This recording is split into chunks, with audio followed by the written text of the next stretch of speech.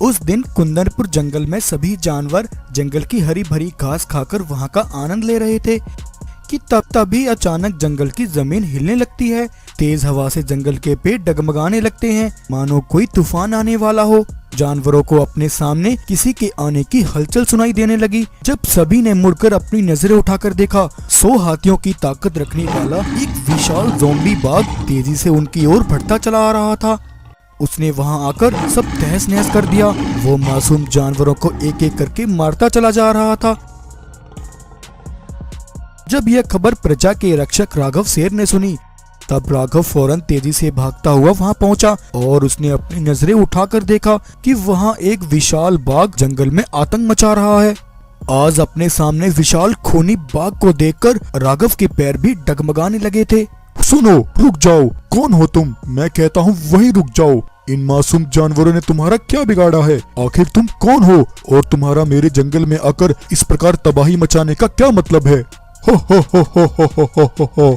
मैं तुम्हें ही ढूंढ रहा था। पिछली बार तो तुम मुझसे बच निकले थे। परसों पहले जो तुमने मेरे साथ किया, आज मैं तुम्हें और तुम्हारे इस जंगल को तबाह करके अपना बदला पूरा करूंगा। आज तुम भी मुझे नहीं रोक पाओगे। दरअसल राघव की उस विशाल खूनी बाघ से दुश्मनी आज से 5 साल पहले शुरू हुई थी।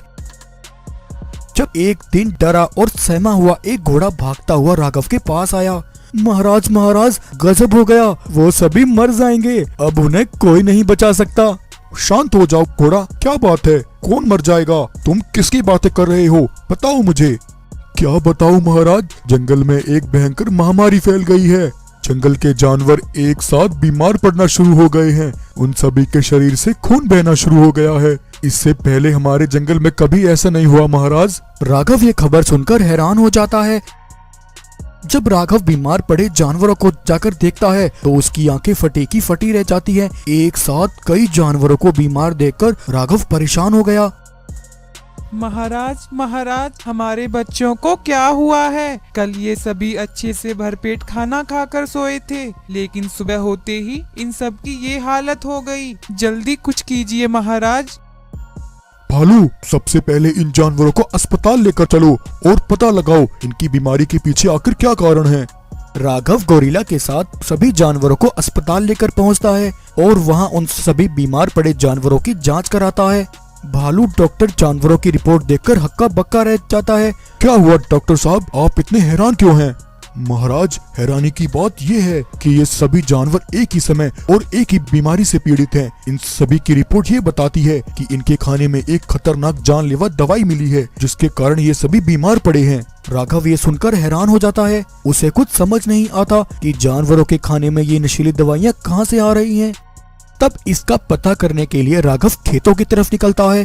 कुछ दूर चलते ही राघव को जंगल में कुछ हलचल सुनाई देने लगती है। राघव देखता है कुछ बाघ मानव मिलकर खेतों में दवाइयों का छिड़काव कर रहे हैं और वहीं उनका मालिक कांचा बाघ अपने खेतों के लिए नशीली दवाइयां तैयार कर रहा है। देखना चीता, मेरा ये नुस्खा जरूर काम आएगा। मैंने लाखों रुपए खर्च करके ये दवाइयां विदेशों से मंगवाई हैं। इन दवाइयों के छिड़काव से कुछ ही दिनों में मेरे खेतों में फसलें लहराने लगेंगी और ये फॉर्मूला मुझे मोटा पैसा कमा कर देगा। जहाँ बाकियों की फसलें बड़ा होने में 1 महीना लग जाएगा, वहीं मेरी फसलें हफ्ते में ही बनकर तैयार हो जाएंगी। हाँ महाराज, अब तो आपकी चांदी ही चांदी है। चीता, याद रखना, ये राज ही रहे। इस फॉर्मूले के बारे में जंगल में किसी को नहीं पता चलना चाहिए। कांचा और चीता की ये सारी बातें राघव अपनी आंखों से देख और सुन लेता है। राघव सारा खेल समझ जाता है। अच्छा, तो इसका मतलब जानवरों के खाने में ये नशीली दवाइयाँ यहाँ से आ रही हैं। ये कांचा अपनी फसलें जल्दी बढ़ाने के चक्कर में खेतों में नशीली दवाइयों का प्रयोग कर रहा है। ये कहकर कांचा के पास जाता है। कांचा राघव को वहाँ देखकर हैरान हो गया। कांचा, बंद करो ये सब। ये तुम क्या कर रहे हो? तुम अपने निजी स्वार्थ के लिए जिन नशीली दवाइयों का खेतों में प्रयोग कर रहे हो, उन दवाइयों का असर सीधा आसपास के सभी खेतों में हो रहा है। इन नशीली दवाइयों से जंगल के मासूम जानवर बीमार पड़ रहे हैं। जंगल में हर तरफ महामारी फैल रही है। तुम अभी से इस जानलेवा दवाई का प्रयोग करना बंद करो, ये मेरा हुक्म है। कांचा राघव के सामने कुछ नहीं कहता। हो। मूर्ख राघव, तुम्हें क्या लगता है मैं तुम्हारी इन गीदड़ बक्कियों से डर जाऊंगा? लाखों रुपए खर्च करके मैंने ये फॉर्मूला मंगाया है। मूर्ख राघव, तुम क्या? मुझे इस जंगल में ऐसा करने से कोई नहीं रोक सकता। ऐसा बोलकर कांचा अपने सिपाहियों से कहकर भारी मात्रा में खेतों में जानलेवा दवाइयों का छिड़काव करने लगता है। और वहीं दूसरी ओर जंगल में जानवरों की संख्या तेजी से अस्पतालों में बढ़ने लगती है। ये देखकर राघव को बहुत गुस्सा आता है। राघव अपने सैनिकों को इकट्ठा करता है।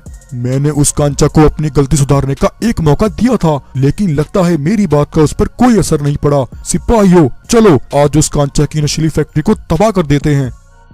राघव अपने सिपाहियों के साथ कांचा के ठिकाने पर जाकर हमला कर देता है और एक के बाद एक राघव के सिपाही कांचा और उसके सारे सिपाहियों को खत्म कर देते हैं। राघव कांचा की विदेशों से मंगाई नशीली दवाइयों को जला देता है, लेकिन कांचा जैसे तैसे अपनी जान बचाकर वहां से भाग निकलता है। जब कांचा मुड़कर देखता है तो उसकी सारी नशीली फैक्ट्री आग में जलकर नष्ट हो गई थी। राघव, मैं तुम्हें नहीं छोड़ूंगा। तुमने मेरे बरसों के सपने को चकनाचूर कर दिया। तुम्हें ये दुश्मनी भारी पड़ेगी। तो इस तरह यहाँ से कांचा और राघव की दुश्मनी की शुरुआत हुई।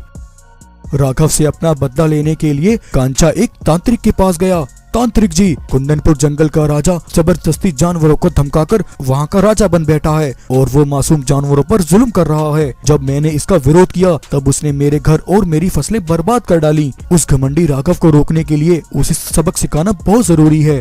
तो कांचा, इसके लिए तुम मुझसे क्या चाहते हो? ये सब रोकने के लिए उस घमंडी राघव को सबक सिखाना होगा। तांत्रिक, तुम मेरे लिए मेरे अंदर ऐसी विनाशकारी शक्तियां डाल दो जिससे मैं एक विशाल रूप ले सकूं। मेरा विशाल रूप देखकर राघव डर जाएगा और वो फिर कभी ऐसी हिमाकत नहीं करेगा।